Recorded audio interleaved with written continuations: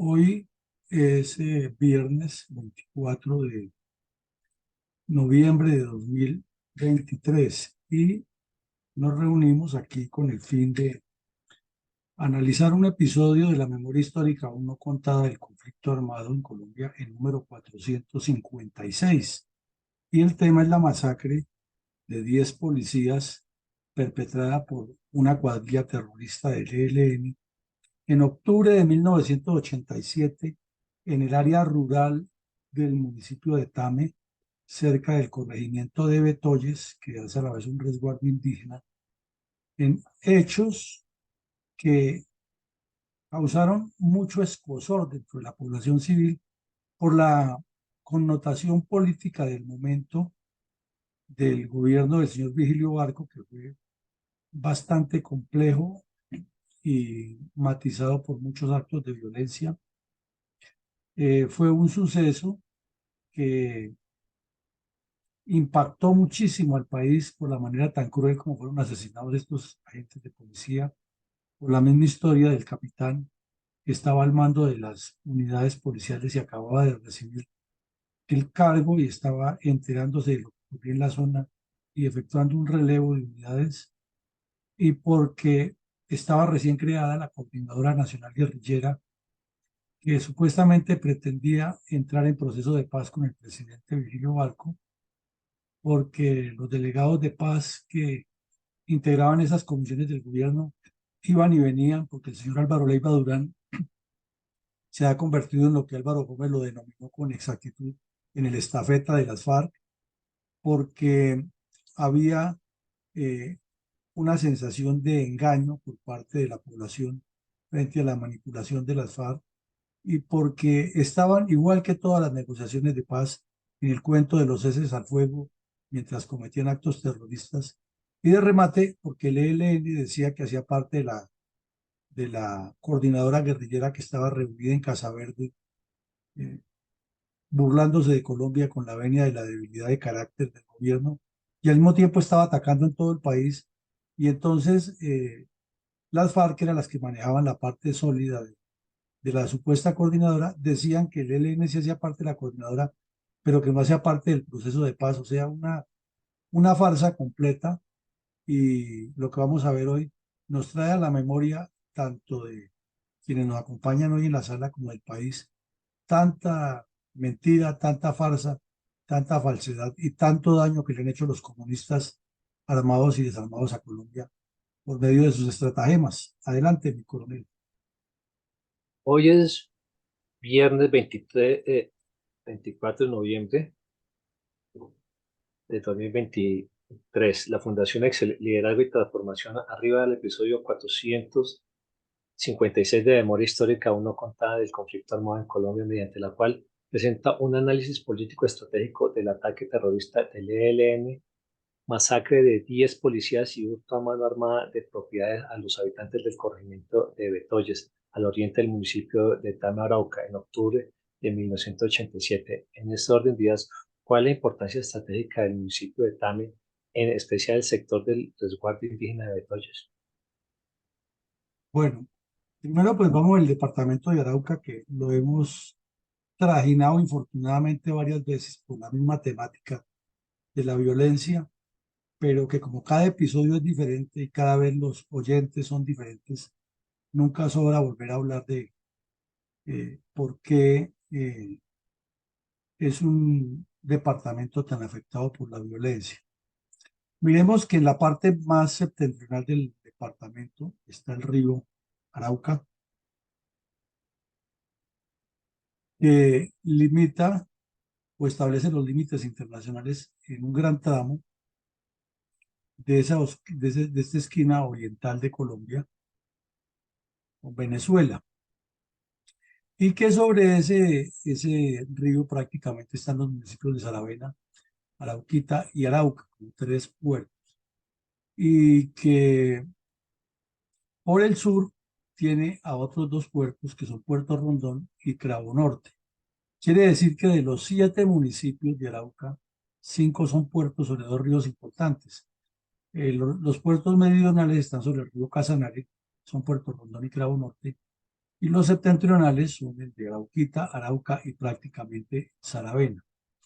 Y en el centro occidente del departamento hay otros dos municipios supremamente afectados por la violencia atávica, que son Fortún y Tame, que más al occidente del departamento, al poniente, encontramos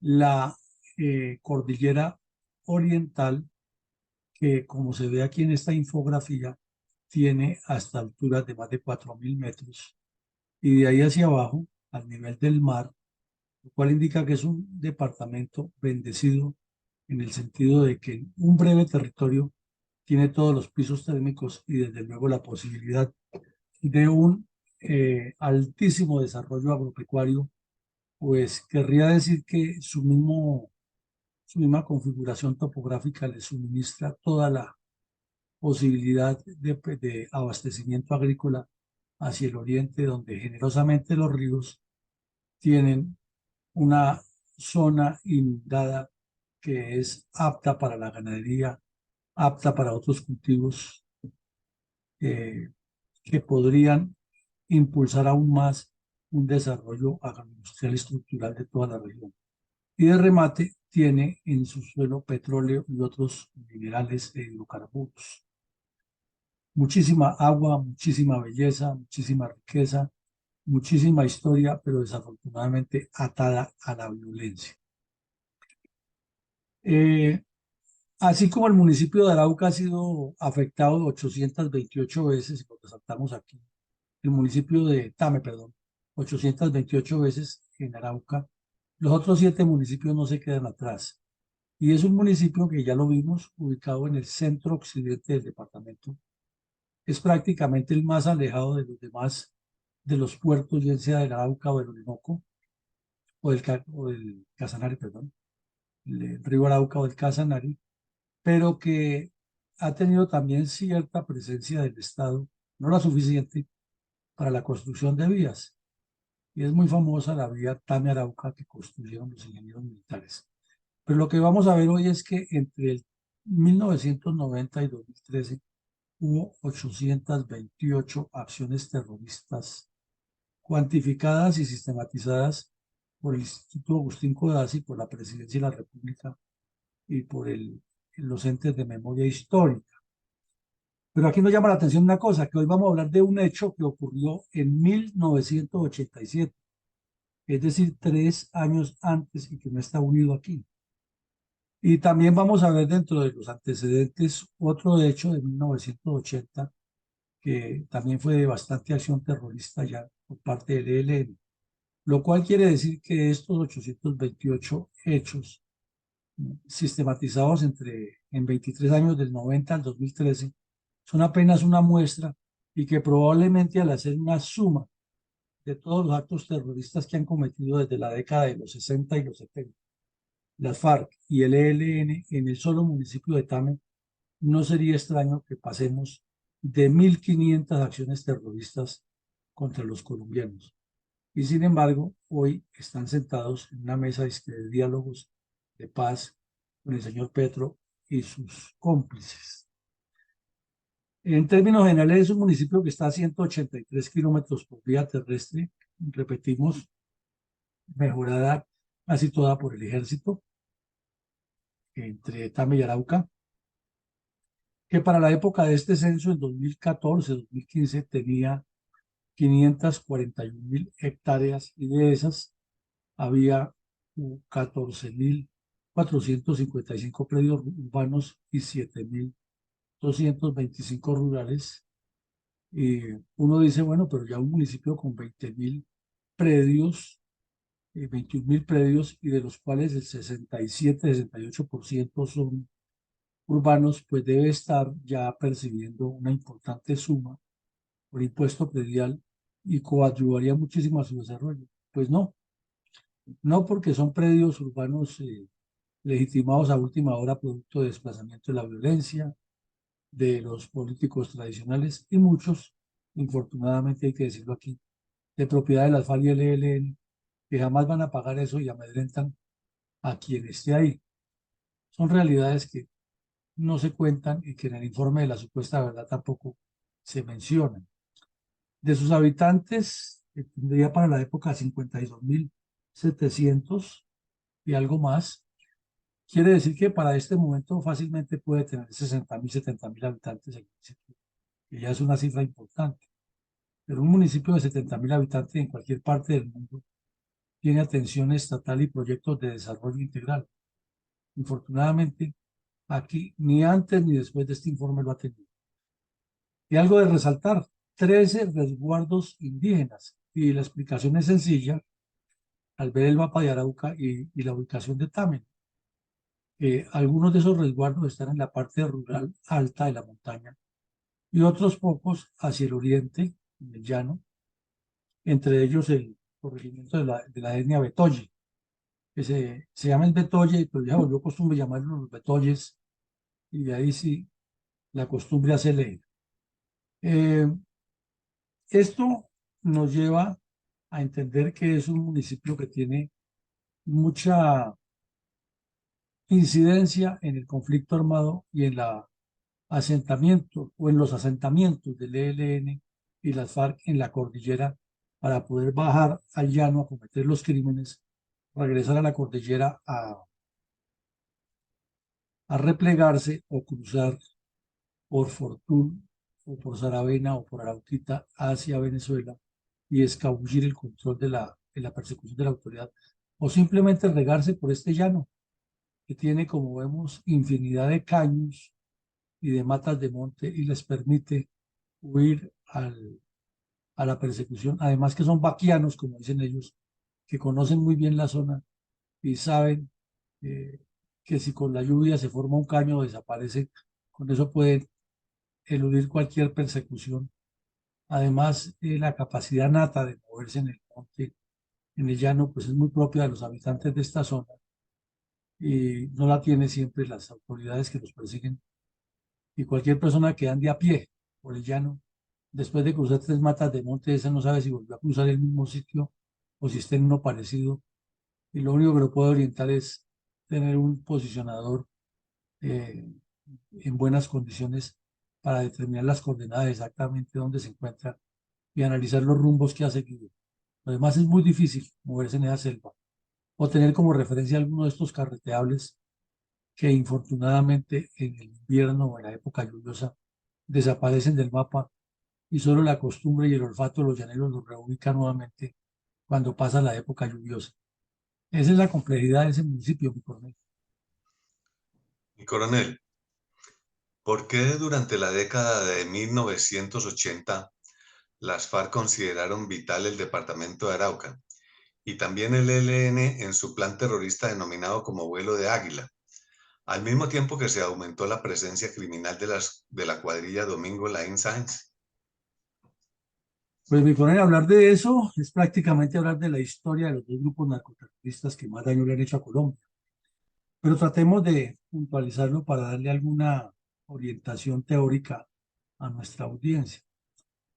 Miremos primero el ELN, que lo hemos venido analizando y que es el eje de nuestro programa de hoy. El ELN sale derrotado en Anorí, luego es rodeado en el sur de Bolívar y el señor Alfonso López, que veíamos ayer, salvó al periodista mexicano untado hasta los tuétanos con la guerrilla colombiana, siendo canciller y luego como presidente, salvó al ELN de la derrota en Magdalena Medio. Este grupo, fiel a su línea fundacional de perseguir a quien explote la industria nacional y fuera eso en causarle daños a la infraestructura, fija un objetivo de aprovechar unos movimientos agrarios que había iniciado el Partido Comunista en el departamento de Arauca para abrirle camino a las FARC. Aprovecha ese acumulado que hay allá y teniendo en cuenta algunos contactos con ex integrantes de Bandera Roja en Venezuela y otros grupos criminales de origen venezolano, inicia a asentar células imbuidas por sacerdotes clandestinos en Arauca. Y para desgracia de Arauca, aparece lo que ellos llaman la Arauca Saudita de finales de los 70 y comienzos de los 80, con el hallazgo de Cañón de Moncoveñas. Entonces el ELN se enfoca en extorsionar a las petroleras y a las compañías de exploración geológica, y aparece un ruso, dueño de una petrolera de esas, afina al ideario terrorista y le facilita una suma importante de dinero, y se desarrolla la cuadrilla Domingo Laín en memoria del terrorista español y sacerdote Domingo Laín, dado de baja por el ejército en la zona del nordeste antioqueño. Entonces, esa cuadrilla comienza a crecer, se mueve como Pedro por su casa por la frontera y multiplica su accionar delictivo en Arauca. Y ya el ELN pasa a la etapa del replanteamiento y determina las líneas específicas del plan Vuelo de Águila para todo el país, y obviamente pues incluye al el grupo que está en Arauca. Entonces ahí nos queda claro por qué el ELN tiene tanto interés. Luego las FARC, que ya habían hecho todo ese trabajo de masas, de formación de ideas, de estímulo a los paros armados, que son muchos los paros que hacen en esta región, sobre todo aquí al occidente, cerca de la cordillera, por el tema de la producción agrícola, agropecuaria. Hacen varios paros y van llevando dentro de su plan estratégico de crecimiento del bloque oriental cuadrilla hacia allá para que mantengan una presencia en la frontera, la vemos aquí, y la proyección hacia la capital de la República para anillar a Bogotá. Entonces cada uno por su lado fue creciendo y cada uno fue causándole el daño al país. Y esta red de carreteras que se ven aquí, casi ninguna está pavimentada, lo cual facilita más el tránsito de la guerrilla. Las que están pavimentadas también tienen el problema de que se inundan y se deterioran durante las épocas de mayor flujo invernal. Y eso es un plus o una ventaja para las guerrillas que se han extendido por todo el llano y han aprovechado la experiencia de los llaneros natos para moverse en esta región y eludir el control de las autoridades, y en las últimas 2 décadas incrementar el negocio del narcotráfico, tanto cultivos como laboratorios, y cruzando al otro lado de la frontera con la desgracia anexa que desde que subió la narcodictadura de Hugo Chávez, la guerrilla colombiana ha tenido una aquiescencia y un respaldo total cruzando el río Arauca o usando esta línea imaginaria para contactarse con delincuentes venezolanos incrustados inclusive dentro del narcogobierno del señor Maduro y el cartel de los soles. Entonces, en eso explica por qué para las dos cuadrillas es tan importante ocupar esta zona que tiene riqueza petrolera, que tiene características geográficas importantes y una relación directa con la narcodictadura de Venezuela. ¿Quiénes fueron los autores materiales e intelectuales del ataque terrorista del ELN, masacre de 10 policías y hurto a mano armada de propiedades a los habitantes del corregimiento de Toyes, al oriente del municipio de Tama, Arauca, en octubre de 1987? Bueno, antes de contestarle eso, mi coronel Ortiz, quiero agregarle algo importante aquí para que nos ubiquemos más. Ya veíamos que al occidente de Arauca están ubicados los municipios de Saravena, Tame y Fortul. Lo acabamos de ver hace un rato, o Fortul, Tame y Saravena. Y los vemos, Saravena al norte, Fortul en el centro y Tame en el sur. Y que esta carretera de 83 kilómetros que une a Fortul a Tame con Arauca, mejor, el municipio de Arauca, cruza por un sitio que se llama la Y de Betoyes, que está aquí al oriente de Tame, y parte ramales, como dicen, o hacia Puerto Rondón, o sigue hacia el norte, nororiente, en dirección a Tame, y que cruza por un sitio que es conocido como Pueblo Nuevo, que es un caserío, corregimiento. y que por el norte va avanzando también la carretera de Saravena a Arauca, que también tuvo una incidencia grande del ejército para construirla, y que se encuentra con todos los poblados y caseríos que hay a orillas del río Arauca. Eso para demostrar pues, aquí que ha tenido para la etnia Betoyes o Betoye una importancia fundamental en su construcción y que es una de las pocas etnias de descendencia chibcha o muisca que no vivían en la cordillera sino en la parte más plana. Y esto llama la atención y es una característica especial, ya que históricamente se conoce que la etnia muisca, por temor a las inundaciones, y eso lo describe muy bien Álvaro Gómez en su libro La Revolución en América, siempre buscó las partes altas porque hubo unas épocas de grandes inundaciones en el sector andino colombiano hace 30.000 años y estas etnias fueron afectadas por esos efectos climáticos y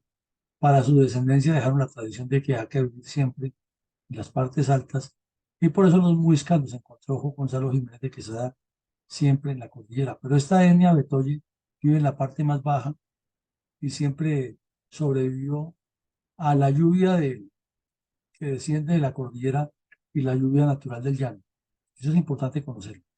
Respecto a la pregunta de quiénes son los responsables, pues desde luego está el señor Belisario Betancur, que no fue capaz de concretar nada con el ELN, ni de hacer que se cumpliera el, la ley y el orden, y que abrió espacios para que estos delincuentes en el siguiente gobierno, que también fue letal en ese sentido, el del señor Vigilio Barco, se le cediera a las FARC todo lo que, y al ELN todo lo que pedían, con el cuento de que estaban, pero no estaban en paz, pero que hacían parte de la coordinadora guerrillera, pero que no podían someter. Y los otros responsables de eso son todos esos negociadores de paz que tuvieron Belisario Betancur y Virgilio Barco, entre los que recordamos Otto Morales Benítez, el señor Abelo Ríos, John Abelo Ríos, Carlos Sosa Escobar, señor Álvaro Leiva Durán, y todos esos politiqueros oportunistas y vividores que lo único que hicieron fue legitimar a las FARC y al ELN durante esa época, permitirles hasta que crecieran como coordinadora guerrillera. Y si ahora se critica al inepto comisionado que acaba de destituir Petro, el tal Rueda, porque llegó hasta la estupidez de decir que las FARC podían asistir a la inauguración de unas elecciones y de hacer un pacto secreto para que desocuparan el poblado del Plateado y que el ejército lo ocupara nomás por 3 días y luego regresaran ellos a seguir ahí ejerciendo como gobierno. Se le critica eso, pero es que el señor Oso Escobar, el señor John Agudelo Ríos, el señor Otto Morales Benítez y los demás politiqueros de oficio que hicieron en esa época negociaciones con la FARC y el ELN fueron igual o peor de laxos y se nos olvida, igual que los dos que tuvo Pastrana, Camilo Gómez y Gumersindo Ricardo, o los que tuvo Santos en Cuba, que eso sí ya es como una vergüenza.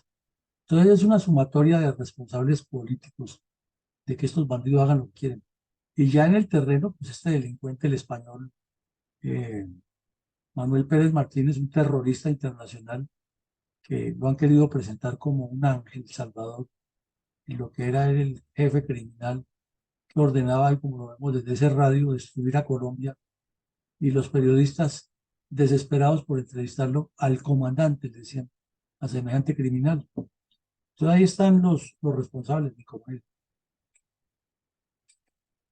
Mi coronel, con el fin de unificar criterios acerca del trasiego criminal del ELN, desde la creación de la autodenominada Brigada Revolucionaria José Antonio Galán en 1962 hasta 1987, por favor nos presenta los antecedentes del ataque terrorista y el hurto a mano armada de las propiedades de los habitantes del corregimiento de Betoyes, localidad ubicada al oriente del municipio de Tame del departamento de Arauca, junto con la masacre de 10 policías en octubre de 1987 por parte de los bandoleros de esa cuadrilla terrorista.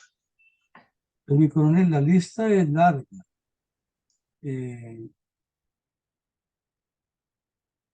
Y podríamos mencionar muchos eventos y trataremos aquí de articular algunos para, como usted dice en la pregunta, tratar también. O sea, estamos tratando, intentando, haciendo el esfuerzo por ubicar, digamos, mentalmente, estructuralmente a nuestra audiencia y comprender lo que allí pasa. En primera medida lo alcanzamos a esbozar ahora en el comentario previo. Los hierros del señor Belisario Betancur fueron abrumadores. Y miremos nada más con el ELN. Como la dirigencia política nunca conoce lo que pasa con los bandidos. Y desafortunadamente también ha habido un problema que los análisis de inteligencia se tienen prácticamente escondidos o secretos. No se le contaba al país realmente cuál era la situación del ELN. Cuando el señor Belisario Betancur inicia los diálogos con su ley 35 del 82, que sin ningún análisis previo, ni un concepto serio del Congreso de la República, ni de las Cortes, ni de nadie, sino por su cuenta. Él hizo ese proyecto de ley, se lo aprobaron a pupitrazo limpio en el Congreso, y de una vez le dio amnistía a un poco de terroristas sin haber auscultado el pulso de los colombianos, sino simplemente porque el M-19 y los narcos eran la misma cosa. Le han impuesto eso y en el fondo los narcos buscaban era que no los extraditaran. Y Pablo Escobar era el que dirigía esa intención.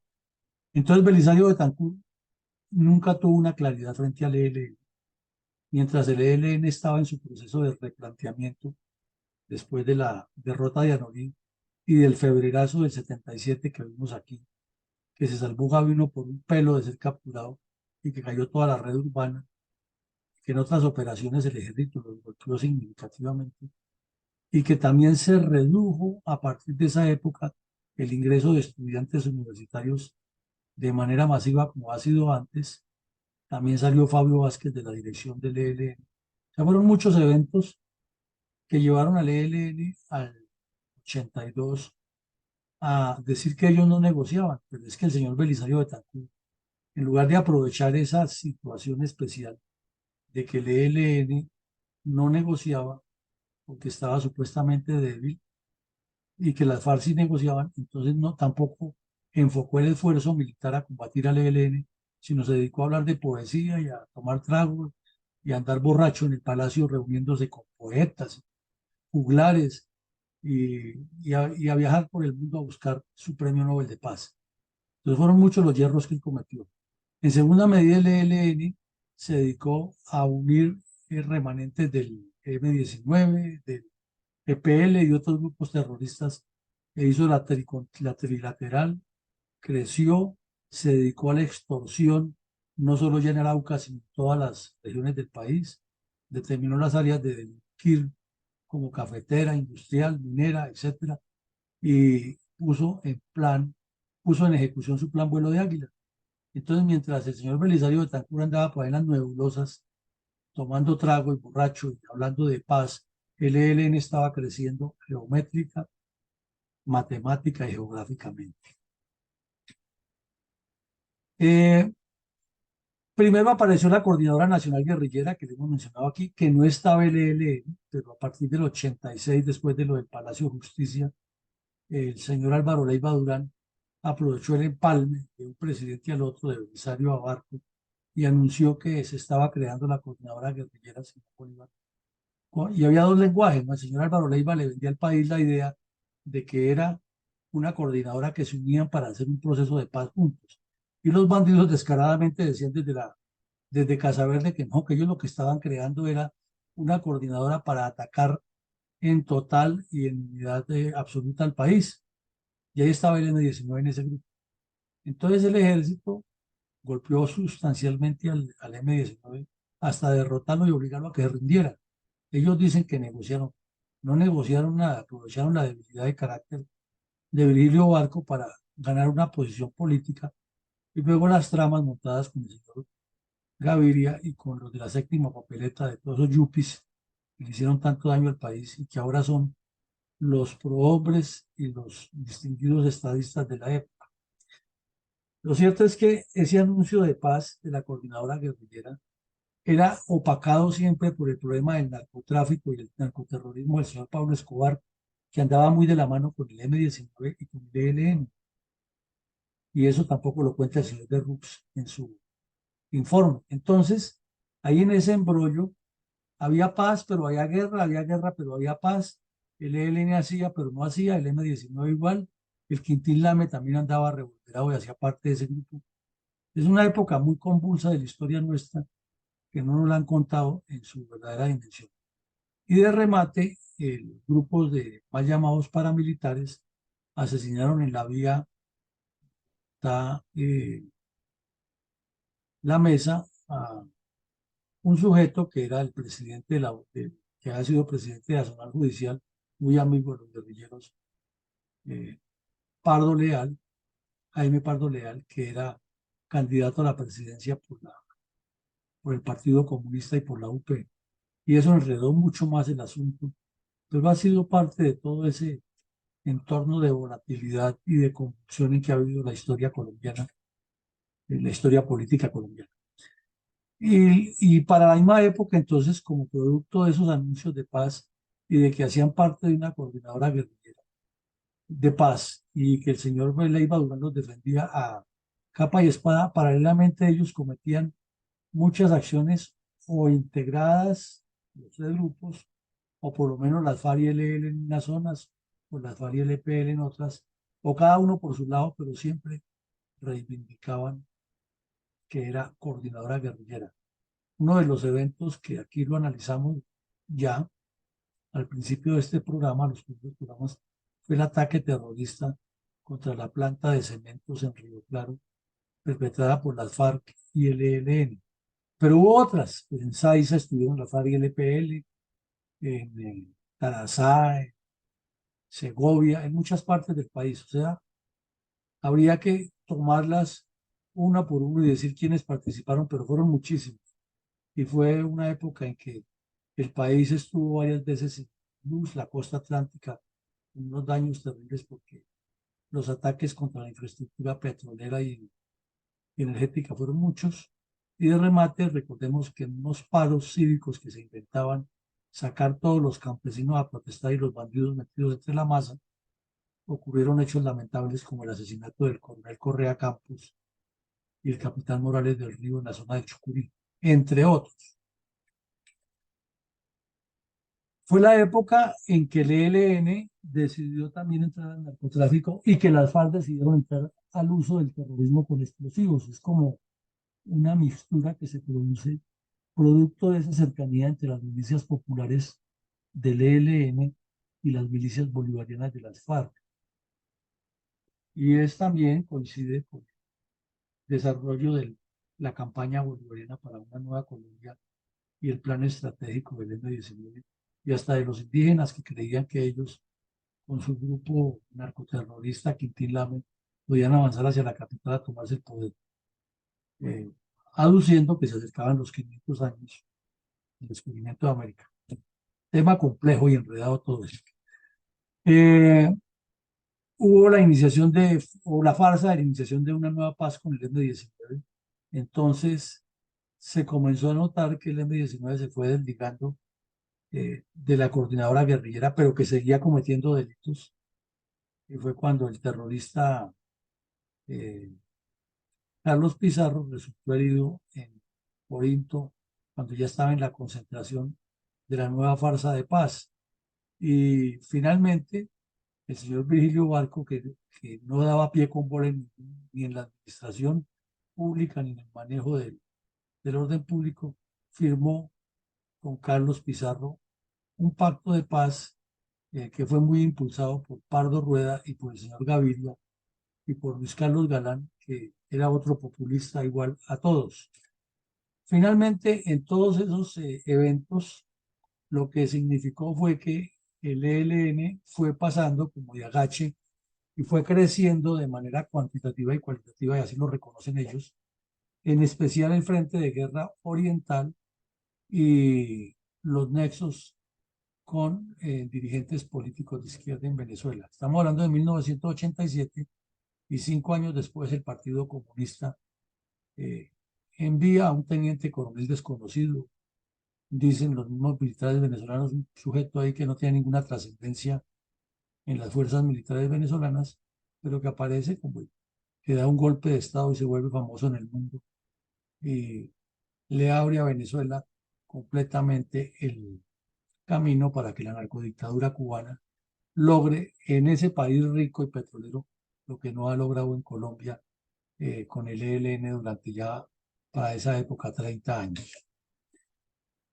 Ya lo dijimos, la cantidad de ataques terroristas contra el oleoducto y las torres fueron muchos, pero apareció otra modalidad que no era tan conocida en Colombia o que no ha sido utilizada con tanta asiduidad, que fue el uso de explosivos de conos dirigidos, que en algún momento lo llamaron los sombreros chinos, porque se parecían a un sombrero de los que usan los chinos o los vietnamitas en los arrozales, con un cono de dispersión muy bien definido, colocado sobre sectores por donde se movían tropas a pie o motorizadas, con una letalidad casi del 100%. Y los emplearon sobre todo en esta zona nororiental del país, Santander, el Triángulo ABC, y en las FARC también pasaron a utilizar ese tipo de elementos letales.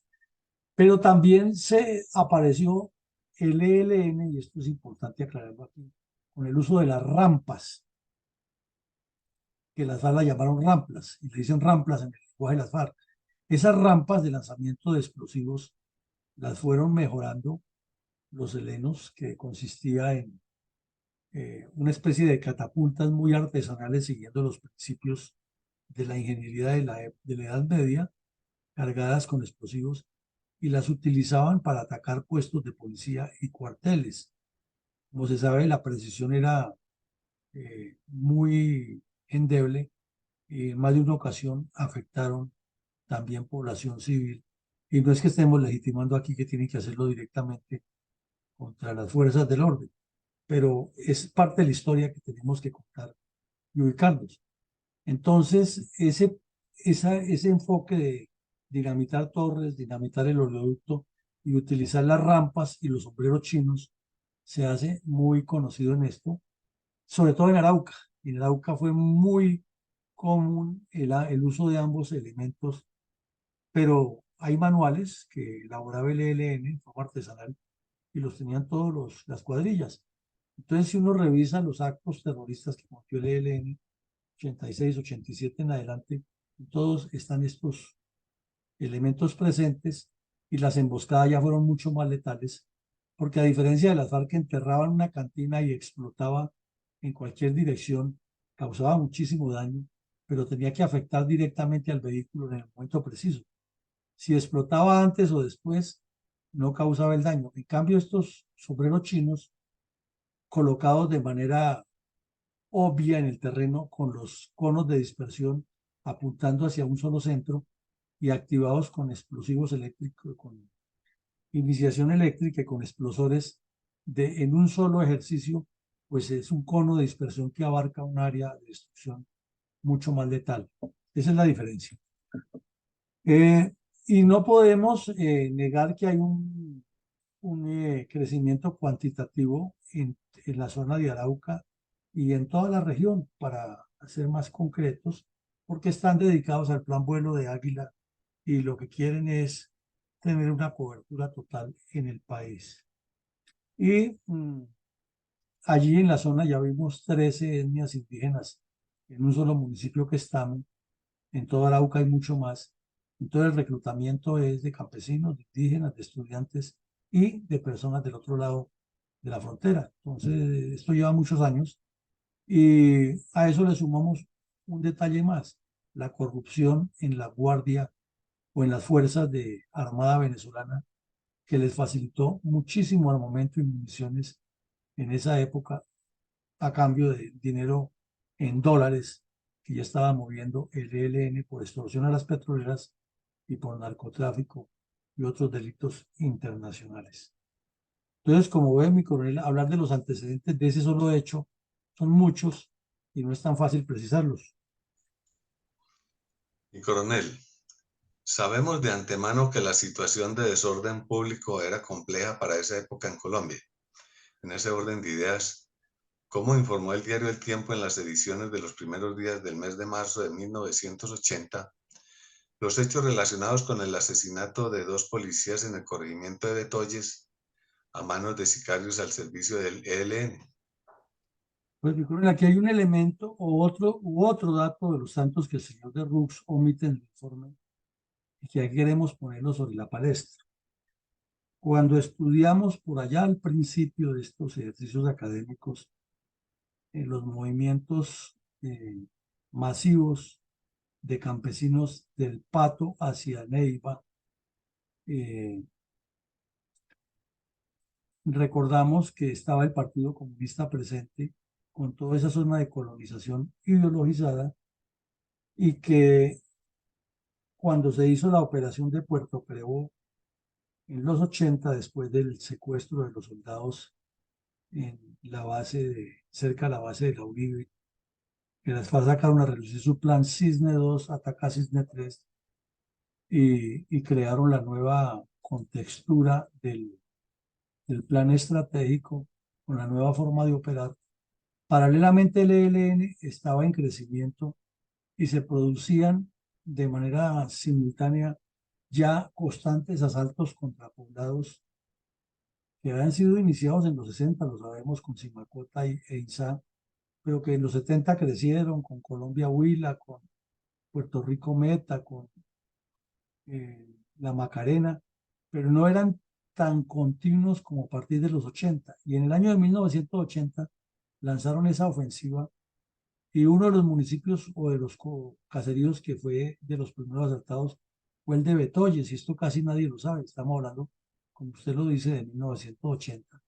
En esa época el comandante de la séptima brigada era el general Gustavo Gómez Villamizar y relató que una noche de cuchillos largos entraron 60 terroristas del ELN, año 1980, y asesinaron a 2 policías y hirieron a otro. Y en medio del combate, mientras los policías continuaban desde el cuartel defendiendo, estos delincuentes asaltaron el caserío y le robaron a los comerciantes los que tenían, todo lo que tenían.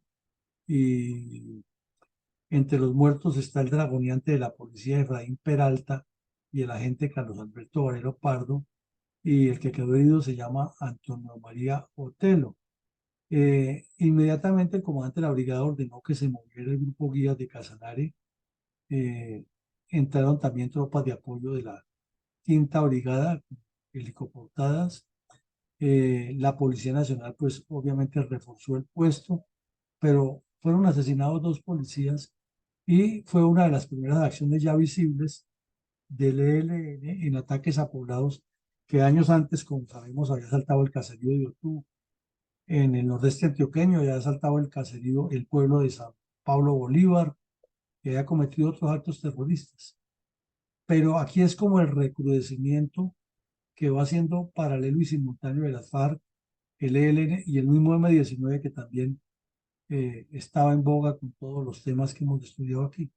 Entonces es un ataque simultáneo del comunismo armado contra los colombianos de manera simultánea y contemporánea. Y coronel, ¿cómo definió ante los medios de comunicación el dantesco ataque terrorista el comandante de la séptima división del ejército, el señor brigadier general Gustavo Gómez Villamizar? Bueno, él estaba ahí al mando de esa unidad. Él era un general de ingenieros, ya infortunadamente falleció. Estamos hablando de hace 43 años de estos hechos. Eh, Frontalmente dijo que eso era una acción del comunismo por medio de sus brazos armados y señaló al ELN. explicó que era una afrenta para el gobierno, que era un desafío al Estatuto de Seguridad y las decisiones que ha tomado el gobierno de Turbay. Señaló que los departamentos de Meta, Santander y Arauca estaban en la mira, que estos eran unos aletazos, así los llamó aletazos, con el fin de demostrar que estos grupos terroristas estaban presentes en el país. No se nos olvide que por la época la cúpula de casi todos los grupos terroristas estaba presa y entonces era también otra forma de demostrar que ellos estaban vivos y que el ELN estaba en el proceso de replanteamiento. Entonces, de esa manera el señor general explicó cuál era la intención de estos delincuentes y cuál era el propósito estratégico de atacar a Betoyes. Y luego el mismo periódico le agregó una crónica del periodista Arnoldo Falla, firmado por él, los testimonios de los policías. Uno de esos dijo que los tomaron por sorpresas, y fue el agente Antonio María Otelo que resultó herido en la emboscada, y reveló que pues cuando ellos se dieron cuenta que estaban atacados por los bandidos, activaron algo que llamaban en la policía el Plan Estrella. Era una especie de estrella que tenían dentro del cuartel con los puestos donde se reforzaban las posiciones de combate y cada uno corría con él y tomaba una fichita de la estrella y se dirigía hacia allá para repeler el ataque. Cuenta el agente Otelo que los delincuentes se robaron todo lo que tenían los policías en el cuartel, que les dispararon de manera impresionante, que el dragoneante Efraín Peralta, que murió en el asalto, se batió como un león, pero que finalmente los vencieron fue por cantidad, y los asesinaron a los dos y a él lo dejaron vivo pero herido. Eran los tres policías que estaban en el cuartel. Estamos hablando de la época que era una policía más de presencia, de acercamiento con la comunidad que de combate. Estaban muy mal dotados con unas carabinas y unos fusiles ya vetustos. También cuenta que todos los hombres, mujeres y niños fueron apiñados en el parque bajo el terror, con la amenaza de que si no saliera a la casa lo mataban, y que uno de los bandidos iba al mando del grupo criminal, los reunió, les habló allí de la lucha de los terroristas y que luego se replegaron hacia el monte, que casi todos vestían uniformes de policía y que en el grupo había o dentro de los delincuentes había un grupo de mujeres que las encargaron de hacer todas las actividades, propaganda y de difusión dentro de la comunidad, causando la sensación de que la juventud estaba, y en especial la juventud femenina, estaba con la guerrilla. Esto es también como un reaparecer, como un replanteamiento dentro de ese replanteamiento que estaba haciendo el ELN para demostrar crecimiento cualitativo, cuantitativo, en una nueva etapa de su acción criminal contra Colombia. ¿Cómo describió el diario El País de España el ataque terrorista del ELN, masacre de 10 policías y hurto a mano armada de propiedades de los habitantes del corregimiento de Toyos al oriente del municipio de Tama, Arauca, en octubre de 1987? Bueno, pues unamos una cosa con la otra. Después de la masacre o el atentado terrorista contra Betoyes, en el que asesinan a dos de los tres policías que estaban allí, el otro queda herido y le roban las armas, le roban todo lo que tienen, se roban el producto del dinero que hay en la farmacia y las almacenes que hay de abastecimiento, y reúnen la población, la amedrentan y dan la sensación de que ellos tienen el poder. eh, la Dirección Nacional de la Policía toma la decisión de nombrar un capitán de comandante en Tame y reforzar la seguridad del puesto de policía y aumenta la cifra a 9 agentes y un suboficial, ya 10 personas. Entonces, en 1987, a finales, es trasladado el capitán José Ignacio Ayala como comandante de la policía en Tame. y a la vez pues le dan la función de que él tiene que hacer los relevos con su personal que tiene ahí a- al municipio de, perdón, al corregimiento de Betoyes.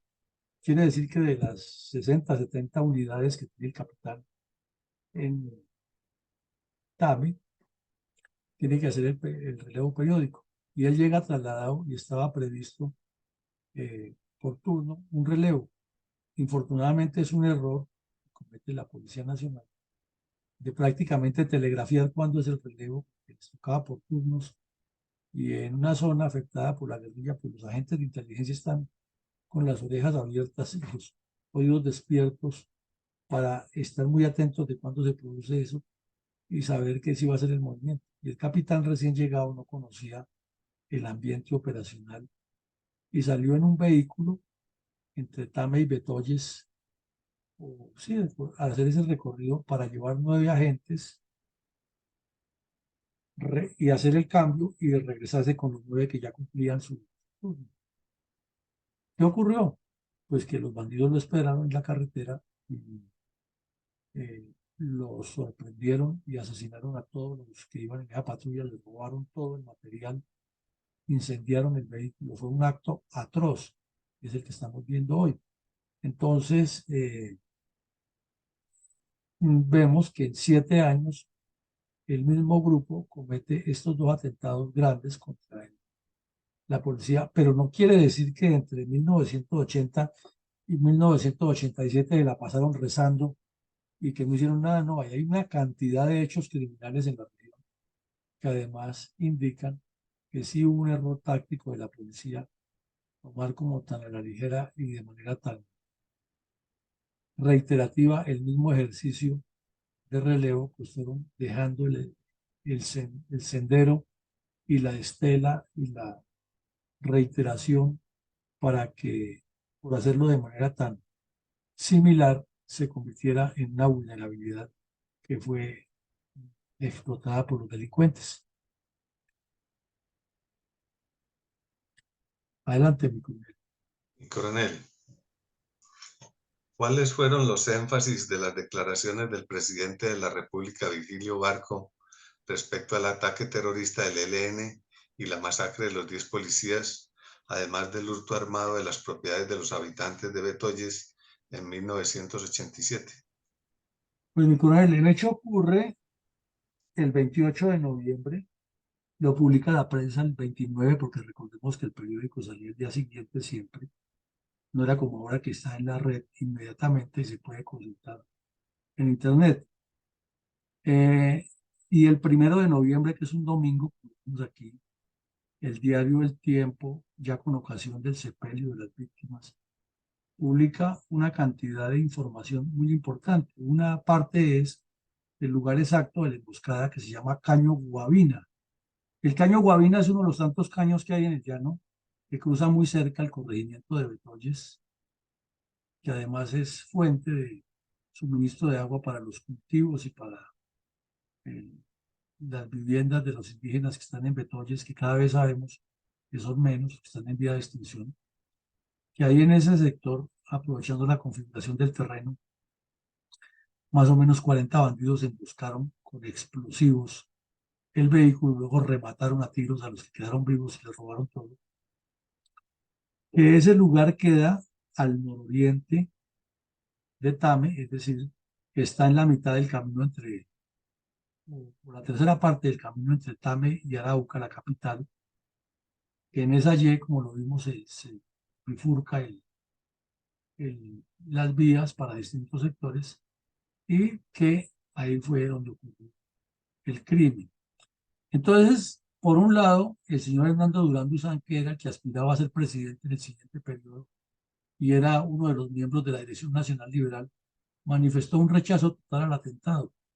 Pero el camarada Alberto Rojas Puyo, que acababa de publicar, inclusive con el señor Jacobo Arenas, un libro a 4 manos que llamaron Correspondencia Secreta del Proceso de Paz, y reconocía que en su juventud él había militado en la JUCO y había colocado bombas en Bogotá de solidaridad a las FARC en Marquetalia, y que además le sirvió de enlace a Jacobo Arenas para que publicara el libro Cese al Fuego, que se lo presentó Ernesto Samper aquí en Bogotá, manifestó que sí, que a él como miembro de la Unión Patriótica, como delegado de paz y todos los titulares que le daban, los títulos que le daban el equipo, le afectaba muchísimo que murieran policías de ahí, pero que no se le olvidara que los de la UP los habían matado.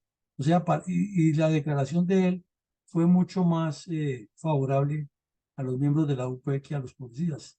Pues uno sabe por su ideología, él no iba a sentir ningún dolor por los policías, sino antes estaría muy satisfecho de que sus copartidarios y correligionarios estuvieran asesinando policías. Y el señor Samper, que ha sido una vergüenza desde siempre en la historia colombiana, era también miembro de la Dirección Nacional Liberal que estaba en campaña para a ver si lo ponían a él, lo ponían a Durán Duzán. Dijo que era un lamentable episodio, pero no le dio vergüenza después del lamentable episodio hacerle de orador principal al lanzamiento del libro de Jacobo Arenas, Cese al Fuego. Entonces, por un lado, ese rechazo a la masacre parece más bien como una legitimación de la masacre por parte de dos de los tres entrevistados. Y el presidente Barco se limitó a decir, todo politiquero, que era un hecho infame y que aquí estamos y vamos para allá y la repetición de lo que hemos ocurrido siempre. Eh, Resulta que si hacemos memoria, unos meses antes de este suceso tan atroz, que fue el asesinato de los 10 policías en Betoyes, había ocurrido otro peor en Cabeza del Mono Jojoy, que también lo vimos aquí, que fue el asesinato de 27 soldados del batallón Cazadores en el Caquetá, que causó mucho repudio nacional y que puso al señor Barco entre las cuerdas, porque cómo seguía con el teléfono rojo en Casa Verde, negociando con tiro fijo, y cómo Álvaro Leiva Durán viajaba de un lado a otro como si fuera un ser inmune, y cómo el señor Osa Escobar hablaba de mediación para la paz cuando los bandidos estaban asesinando soldados y policías de manera tan atroz. Entonces, ese hecho se sumó ahora a los dos y el presidente Barco, inepto como era para gobernar, lo único que se limitó fue a decir que fue una infame emboscada del ELN contra los soldados y los policías. ¿Quiénes fueron las víctimas del ataque terrorista del ELN, masacre de 10 policías y hurto a mano armada de propiedades a los habitantes del corregimiento de Betoyes al oriente del municipio de Tano, Arauca, en octubre de 1987? Pues estas fotos, las copias fotostáticas, estas fotografías de lo que el diario El Tiempo en su momento, en esa fecha, nos indican todo, ¿no? Para responderle quiénes fueron las víctimas. Aquí vemos a los familiares y algunos miembros de la Policía Nacional recibiendo en el aeropuerto El Dorado el cadáver del señor capitán José Ignacio Ayala Ramírez, asesinado en la emboscada. Y aquí vemos la foto del capitán. Ahora, eh, la lista de los asesinados son el capitán José Ignacio Ayala Ramírez, los agentes Omar Nelson Maecha Hernández, Germán Martínez Coquira, Hugo Orjuela González, Roberto Ramírez Vergara, Daniel Sánchez Camargo, Carlos Martín Sánchez, Miguel Valderrama Blanco, Carlos Salcedo Contreras y Carlos Eduardo García, que era un agente de policía, pero de la especialidad de transporte, no era de combate. Él lo que hacía era manejar los vehículos, conducir los vehículos. Y era el que estaba en ese momento transportando los agentes para el relevo. Eh, Como ya lo dijimos, el señor Barco se dedicó a hablar que era una emboscada infame y a prometer lo divino y lo humano. Y luego el periódico relata que el hecho fue en un sitio que llaman La Rinchera, sobre Caño Guavina, y que los bandidos allí se apostaron y asesinaron a los policías, le robaron el material y que hasta cuando llegó el apoyo, que se demoró horas por la distancia y mientras se conocía, ya que no hubo forma de comunicarse los muertos, sino fueron por los pobladores del área, los indígenas, los que pusieron en alerta a las autoridades de lo sucedido. Adelante, mi coronel. Mi coronel, ¿qué tanto realismo tienen las frases del presidente Virgilio Barco pidiendo justicia implacable para los delincuentes responsables del ataque terrorista del ELN y la masacre de 10 policías en el corregimiento de Betoyes en 1987? Pues mi coronel, de realismo mágico como para uno de los novelones de García Márquez, uno de sus culebrones, y lo tiene todo. Sería así eso decir. Pero de realismo pragmático para el país, cero, porque este señor no tenía ninguna claridad estratégica frente al conflicto. Parecía que eso como que no era un problema principal de él. Su mente estaba más ocupada en, en los daños que le hacía Pablo Escobar al país. La politiquería en Colombia estaba desatada, todos buscando sacar ventajas de lo que ocurría. Había un señor que llamaba Germán Montoya, que era el que mandaba en la presidencia. Entonces, cualquier declaración que diera el señor Barco era como un adorno ahí, una figura de dientes para afuera. Y dijo, por ejemplo, que la justicia debería ser implacable con los responsables. Lo cierto es que se fue su gobierno y jamás ni la justicia de su época ni la posterior fue implacable y todo quedó en frases de cajón y de oportunismo mediático, pero los muertos, como los vemos ahí, en esa imagen tan tétrica de la familia acongojada recibiendo el cadáver del capitán, completamente humillados, y las víctimas burladas, que ellos son víctimas y burladas, ya son personas que han pasado casi 30 años de este hecho, o más de 30 años de este hecho, 37 años ya prácticamente de este hecho, y que ya son personas mayores, y si los localizáramos para consultarlos, nos van a decir que el Estado se burló de ellos y que esas frases del señor Barco no dejaron de ser politiqueras y oportunistas.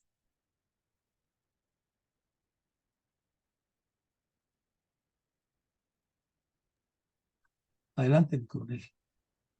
¿Por qué en crónica especial del diario El Tiempo cuestionó el rol del ELN en la coordinadora guerrillera Simón Bolívar? Bueno, estas dos fotos que vemos aquí en el fondo y la foto también de lo que dice el periódico El Tiempo, para que sea mucho más sólido lo que estamos argumentando aquí hoy, se nota qué pasaba. Mientras en Casa Verde aquí los vemos a Jacobo Arenas toteado de la risa con Pilo Fijo, burlando de lo que pasaba en el país, y los terroristas de los otros grupos alrededor, y Alfonso Cano de las FARC y Carlos Pizarro del M-19, hablando como dos viejos amigos ahí reunidos en una mesa, y el logo del ELN, PRT y otros grupos terroristas eh, en la sede de Casa Verde, hablando de cómo destruir a Colombia. Y los aquí a tiro fijo, firmando uno de los pactos que hacen para destruir el país en presencia del cura Pérez y de Carlos Pizarro y de Vera Grave y otros terroristas, eh, indican que el ELN está obrando de mala fe, pero que no era independientemente de parte de ellos. Era todo un pacto, toda una farsa, como ha sido todo lo que se ha negociado con los comunistas armados y desarmados en Colombia. Entonces, en ese momento, para que veamos que esto es reiterativo y que las dirigencias políticas no leen y que todos esos mediocres que colocan de negociadores nunca se interesan por indagar en el pasado ni por saber cómo ha funcionado esto. En ese momento, un analista en el tiempo escribió eso, que el ELN estaba mintiendo, que cómo era que decían por un lado que pertenecían a la coordinadora, pero al mismo tiempo no se ajustaban a lo que la coordinadora decía de un plan de paz, que cómo era que estaban hablando de paz y atacaban y asesinaban los policías, que no tenían claridad ideológica a fin de a qué lado pertenecían, que si eran de la peones de la narcodictadura cubana o estaban hablando de la nacionalización del petróleo, la unidad del grupo guerrillero en Colombia. Y lo mismo que esa unidad, ¿a dónde apuntaba? ¿A una unidad para la paz o una unidad para la violencia? Y los bandidos contestaban como a Jacobo Arenas. De hecho, tendría que tener por lo menos 4 aguardientes ya en la cabeza que mantenía borracho, y entre más borracho mantenía más crímenes ordenaba. Eh, Toteaba la risa burlándose del país en esa foto, y los periodistas que la toman desesperados por el, escuchar la declaración y tomarle fotos y grabarlo.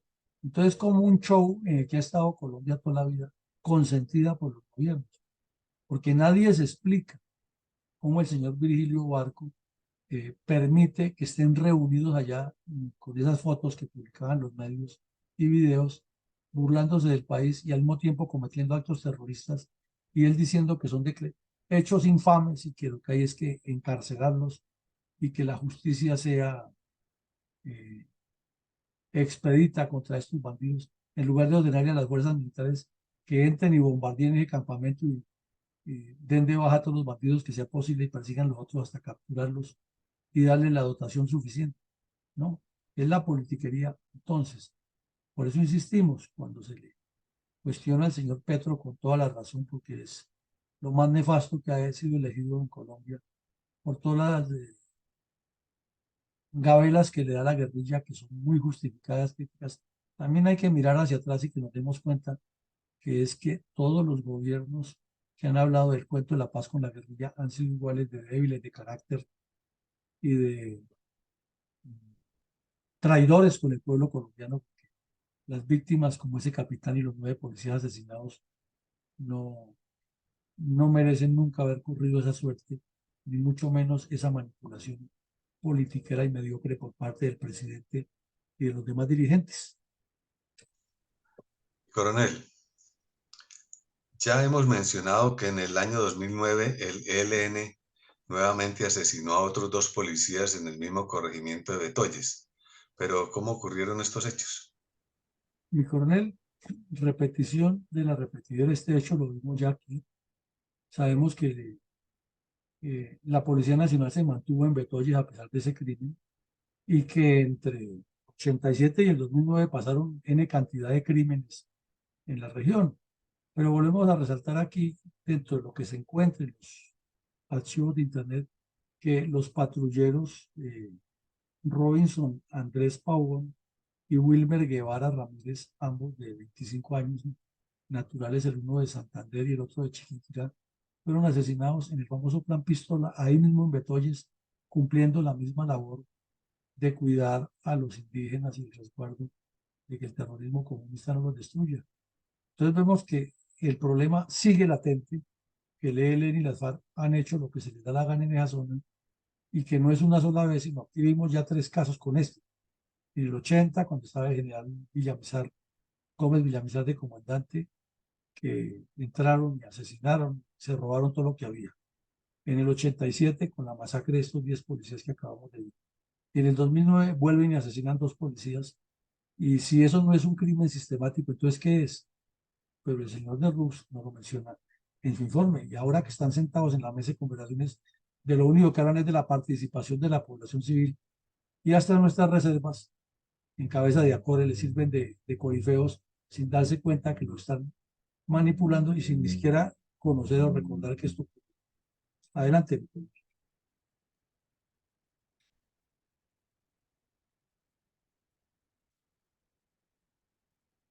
Ahora el micrófono, mi coronel.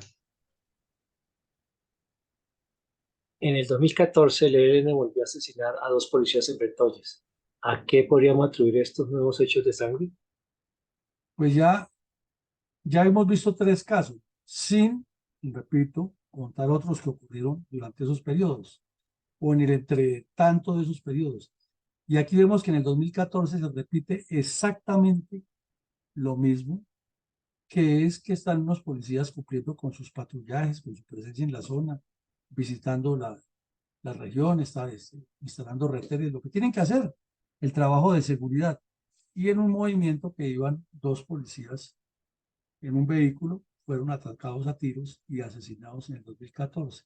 Entonces, como vemos, en un periodo de 27 años, hubo 4 atentados terroristas documentados aquí, con fotografías, con nombres propios, con hechos, y siempre en el sector de Betoyes y Tame, donde ya sabemos que es un problema indígena. Si eso no es una acción sistemática y persistente en el tiempo, que cualquier abogado mínimamente formado en derecho probatorio lo puede demostrar ante una corte penal internacional para que estos delincuentes sean juzgados por genocidio. Entonces, ¿qué es? ¿O qué lo es? Y va a quedar en el olvido de eso, porque este pacto con el señor Petro tiende a legitimar todo y no dirlos como son por terroristas y delincuentes. Mi coronel, por favor, escuchemos con reverencia un minuto de silencio en memoria de las víctimas de los ataques terroristas contra los policías heroicos en el corregimiento de Betoyes, al oriente del municipio de Tam.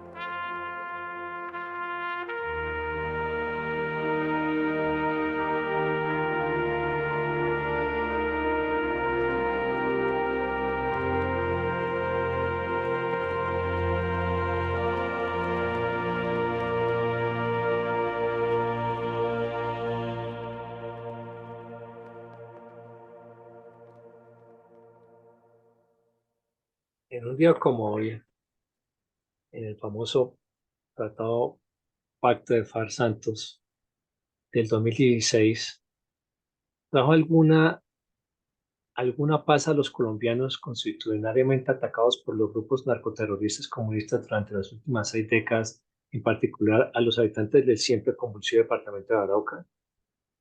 No, no, y la disculpa de Santos y los que defienden todavía ese show es que se disminuyó la intensidad del conflicto, porque hay menos muertos. Pero eso es relativo porque las zonas ahora están controladas por esta gente.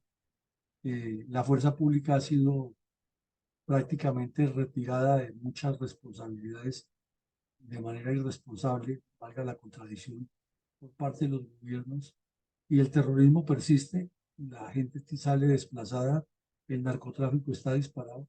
O sea, no trajo ninguna paz, una farsa, un engaño. Mi coronel, ¿tiene Colombia alguna esperanza de paz real y de resarcimiento a las víctimas del ELN en el departamento de Arauca en las actuales conversaciones de paz con el gobierno de Petro?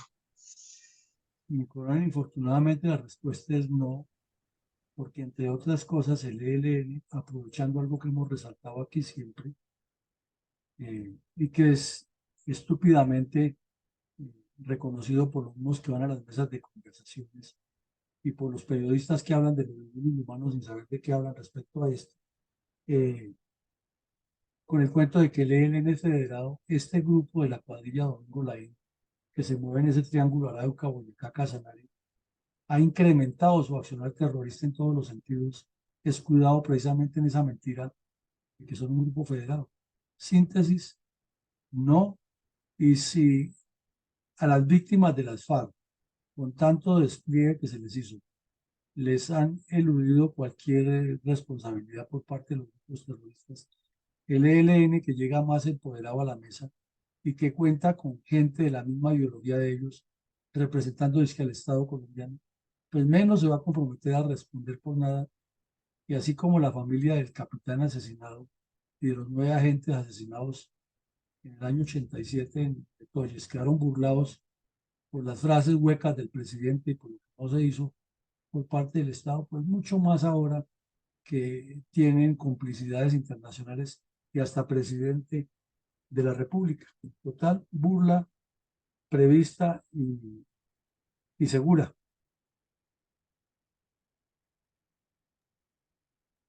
Es procedente denunciar algunas reflexiones de orden táctico operacional relacionadas con el ataque terrorista del ELN, masacre de 10 policías y hurto a mano armada de propiedades a los habitantes del corregimiento de Tolles, al oriente del municipio de Tame, Arauca, en octubre de 1987. Pues habría muchísimas, ¿no? Habría muchísimas reflexiones, pero concentrémonos en unas 2 o 3 con base en esta misma fotografía que es muy diciente. La verdad que para los colombianos en general, la muerte de nuestros policías y soldados es como algo que pasa inadvertido, es algo que nadie lo recuerda, es algo que a nadie le importa. Seguramente si le preguntan a un ciudadano israelí medianamente formado quién fue eh, el hermano de Netanyahu, todos le responden que fue el héroe en la operación Entebbe, que rescató a 110 rehenes israelíes. Si le preguntan a un ciudadano francés quién fue X o Y general, le dice exactamente en qué época defendió su patria. Pero aquí si le preguntan a alguien quién fue el capitán José Ignacio Ayala Ramírez, nadie tiene la menor idea. Si le preguntan a un ciudadano europeo medianamente estructurado qué pasó en la batalla de las Ardenas, dice qué pasó. Pero aquí le preguntan a un colombiano qué ha pasado en Betoyes y lo primero que pregunta es ¿y dónde queda eso? Entonces la ignorancia del pueblo colombiano frente a una realidad que es palpitante y que la complementamos con la famosa respuesta del presidente Barco, que ha sido una infamia y que él pedía justicia implacable. Y la infamia quedó siendo una infamia de olvido y la justicia implacable nunca funcionó. Eso lo resumiríamos y alrededor de todo ese elemento está el narcotráfico, la posición geográfica del departamento, las ambiciones de los grupos terroristas, la politiquería que juega con el dolor de las víctimas y con la esperanza de paz en la nación y que no hemos salido de ese marasmo. Esa sería la conclusión muy general. Pero entonces escuchemos el concepto de mi coronel Alarcón, mi coronel González, adelante. Mi coronel, el comentario para el día de hoy de mi coronel Alarcón es el siguiente, lo titula Las fake news o noticias falsas. A propósito de una de las preguntas de la edición del día de ayer en la memoria histórica, quiero resaltar el tema donde la desinformación inductiva obliga a nuestros cerebros a pensar favorablemente sobre una mentira escrita, que convenientemente está tapando una falta, un delito o una acción que efectivamente no ha acontecido de esa manera. Siendo por lo general netamente sensacionalista, conteniendo un entramado, como lo expresaba en una pregunta reciente, que tapa con maniobras cinematográficas las reales intenciones contra las que lucha la Fundación Excelencia, Liderazgo y Transformación, mostrando la verdadera historia. Llegando a pensar en, como lo hemos visto, en los desórdenes universitarios de la primera línea, que terminan en destrucción y daños para todos. Las famosas bodegas están prestas a engañarnos, están diseñadas para tergiversar, para lo cual las personas que permanecen allí todo el día nos quieran llevar y hacernos pensar sesgadamente. Recordemos que todo lo tratado en este tipo de noticias es sensacionalista y abre un sinnúmero de pensamientos y dudas que terminan convenciendo a los que no investigan. Existe una serie de recomendaciones para no caer en estas encrucijadas, pero la más importante de todas es no difundir, pues al igual que con el mal uso de los signos de puntuación, su interpretación y significado difieren de la verdad, de la realidad. Dada la apertura de la información a través del Internet y las redes sociales, es muy fácil enterarse de si nos están o no dando buena o mala información. Muchas gracias, mi coronel. Bueno, mi coronel, muchas gracias. Muy concreto lo que te agradezco.